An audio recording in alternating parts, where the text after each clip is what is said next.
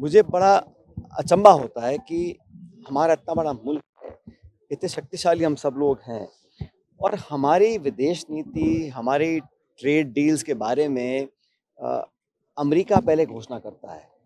क्या अधिकार है अमेरिका के पास ये तय करने का कि भारत कहाँ से तेल खरीदेगा? कि हम वेनेजुएला से खरीदेंगे, चीन से खरीदेंगे, ईरान से खरीदेंगे। ये घोषणाएँ जो हैं सोशल मीडिया पर अमेरिका कर रहा है भारत की तरफ से कि अमेरिका कह रहा है कि हिंदुस्तान अब तेल रूस से नहीं लेगा, वेनेजुएला से लेगा।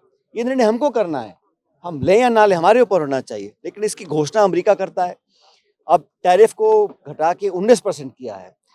पहले टैरिफ का औसत 5-7% था, अब 18% कर दिया मेरे ख्याल, क्योंकि पाकिस्तान का 19% है। तो जहाँ पहले 5 या 7% टैरिफ था, आज वो 18% है। इसमें खुशी मनाने की क्या मुझे समझ में नहीं आता। और जो ट्रेड डील हुई भी है, ये मुझे लग रहा है कि एक तरह की दबाव की राजनीति है और हम लोगों को अपना हित साधना चाहिए। हमारे मध्यम वर्ग के लिए, हमारे किसानों के लिए, हमारे नौजवानों के लिए, भविष्य के लिए भारत को क्या करना है, आर्थिक कदम क्या उठाने चाहिए, इसका निर्णय भारत को करना चाहिए। ये मैंने पहली बार देखा कि जब सीज़फायर होता है हिंदुस्तान पाकिस्तान का, उसकी घोषणा डोनाल्ड ट्रंप करते हैं। अब ये जो ट्रेड डील हुई है, इसकी घोषणा इस प्रकार हुई है कि हम 500 अरब डॉलर का हम आयात अमेरिका से करेंगे। क्या-क्या करेंगे इसकी कोई जानकारी डिटेल्स भी बाहर नहीं आई हैं, लेकिन मुझे लगता है कि जिस प्रकार से किया गया है, जिस प्रकार से घोषणा की गई है कि भारत रूस से तेल नहीं खरीदेगा, हम चाहे ना खरीदें, लेकिन ये निर्णय हमारे ऊपर होना चाहिए। इसकी घोषणा अमेरिका क्यों कर रहा है? हम वेनेजुएला से लें ना लें, ये निर्णय हमारा होना चाहिए। इसकी घोषणा ट्रंप साहब क्यों कर रहे हैं? और जिस प्रकार से ये संवाद हुआ, सब सोशल मीडिया पे एक्सचेंज हुआ, अब समय बताएगा कितना कारगर साबित होगा, लेकिन हमने एफटीएस बहुत ईयू के साथ किया है, ऑस्ट्रेलिया के साथ किया है, लेकिन अमेरिका के साथ जो दबाव मुझे दिख रहा है, वो साफ ज़ाहिर होता है। एक सर बजट को लेकर क्या कुछ? पहली बात तो कल जो पार्लियामेंट में हुआ, राहुल गांधी जी एक मुद्दे को उठाना चाहते थे और ये बोलना कि कांग्रेस या गांधी परिवार को किसी से सबक लेना चाहिए नेशनलिज्म का, ये मैं समझता हूँ सत्य से बहुत परे है। मत भूलिए कि इंदिरा गांधी जी ने पेट में 32 गोलियां खाई थी आतंकवाद से लड़ाई लड़ने के लिए। राजीव गांधी जी को बम से उड़ा दिया गया था ताकि देश अखंड और एकजुट रहे। तो वो लोग अगर आज लांछन लगाते हैं, अगर राहुल गांधी जी नेता विपक्ष एक मुद्दे को उठाना चाहते हैं, और मुद्दा किसका है, किसने बातें कही हैं? वो हिंदुस्तान की आर्मी के चीफ हैं। उन्होंने अगर कुछ अपने विवरण किया है या कुछ बात रखी है, उस पर चर्चा करने से इतना घबराना क्यों? आज से दशकों तक, आज से पहले ऐसे बहुत इशू पे चर्चा हुई है जो प्रिंटेड था या नहीं प्रिंटेड था। अगर कोई मुद्दा है, उसका खंडन क्यों नहीं करना चाहिए?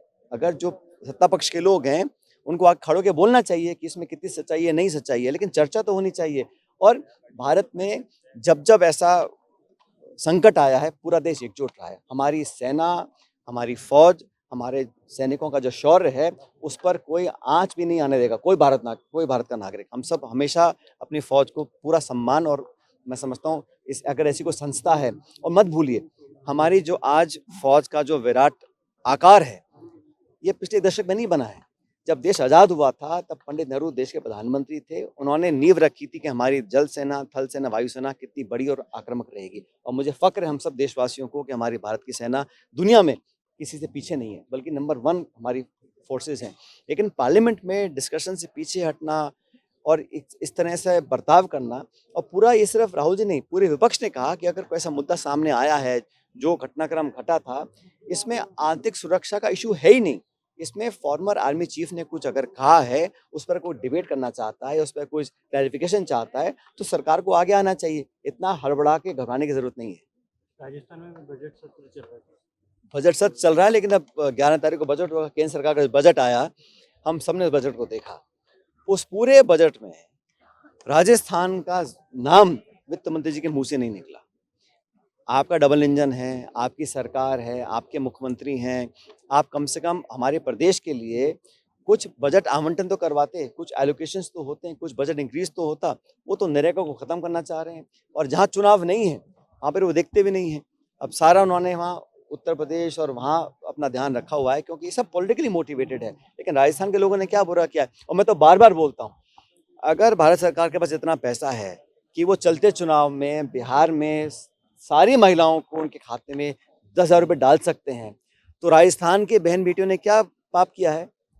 यहाँ भी आप डाल दीजिए ना खाते में, वो नहीं करेंगे क्योंकि चुनाव नहीं है। जैसे चुनाव आएंगे फिर आप वोट बटोरने के लिए खाते में पैसे ट्रांसफर करेंगे। तो सब जानते हैं कि जो काम किए जा रहे हैं, बजट एलोकेशन जो होता है, जो पैसे दिए जाते हैं, कहीं ना कहीं अपने पॉलिटिकल मोटिव को साधने के लिए होता है। लेकिन 11 तारीख को जो बजट आएगा प्रदेश का, मैं उम्मीद करता हूँ कि जब तीसरा बजट है इसमें कम से कम ऐसी घोषणाएं हों जो धरातल पर उतर सकें। अब तक जो घोषणाएं हुई, सरकार को ये बताना चाहिए कि ये हमारे आउटलेस थे, हमारा आउटकम था। अभी तक कोई चर्चा होती नहीं है, घोषणा कर देते हैं, उसकी पालना होती नहीं है, तो लोग बड़े असंतुष्ट हैं। और इतनी जल्दी कोई सरकार अपना इकबाल खोल दे, मैंने पहली बार देखा है। राजस्थान एनएसयूआई ने एक बीड़ा उठाया है कि प्रदेश में जो ड्रग्स का इशू है, जो नशे की प्रॉब्लम है, उसको हम लोगों को और उजागर करना चाहिए और समाधान ढूंढने के लिए सबको साथ आगे बढ़ना चाहिए। ये बात सच है कि बड़े बड़े शहरों में, कस्बों में और यहाँ गांव तक ये सस्ते केमिकल ड्रग्स पहुंच रहे हैं। उस प्रिवेंशन के लिए बच्चों को, नौजवानों को उस लत से दूर रखने के लिए हम सबको मिलकर काम करना पड़ेगा। इस प्रकार की अवेयरनेस, जागरूकता अभियान यूनिवर्सिटीज़ में, कैंपसेस में, कॉलेजेस में बहुत ज़रूरी है। और आज इसी सिलसिले में जयपुर में हमने कार्यक्रम किया। तो मैं बहुत साधुवाद देना चाहता हूँ एनएसयूआई को और सब तमाम युवाओं को, जिन्होंने ये जिम्मेदारी समझते हुए अपने कदम आगे बढ़ाए हैं। उम्मीद रखता हूँ कि सरकार प्रशासन भी इसमें अपना सहयोग देगी और आने वाली पीढ़ी के लिए बहुत इम्पोर्टेंट है, बहुत ज़रूरी है कि ये जो ड्रग्स का जो जाल फैल रहा है पूरे देश भर में, हम सब जानते हैं कि पंजाब में ये स्थिति कितनी गंभीर हो चुकी है। तो वो हालत यहाँ उत्पन्न ना हो राजस्थान में, उसके लिए जो कुछ संभव होगा हमको करना चाहिए। और जो खासकर नई पीढ़ी है, उसको जब तक हम इस इशू को एक्सेप्ट नहीं करेंगे और सॉल्यूशन ढूंढने के और बढ़ेंगे नहीं, हम कामयाब नहीं होंगे। तो मिलकर काम करना पड़ेगा, लेकिन खुद नौजवान इसमें प्रहरी बने और अपने आप इस मुद्दे को आगे लेकर जाएं। हम सब उनका सहयोग करेंगे। तो एनएसयूआई की इस बेहतरीन पहल को मैं बहुत उनको धन्यवाद देता हूं। उम्मीद करता हूं कि ये बहुत कामयाब रहेगा।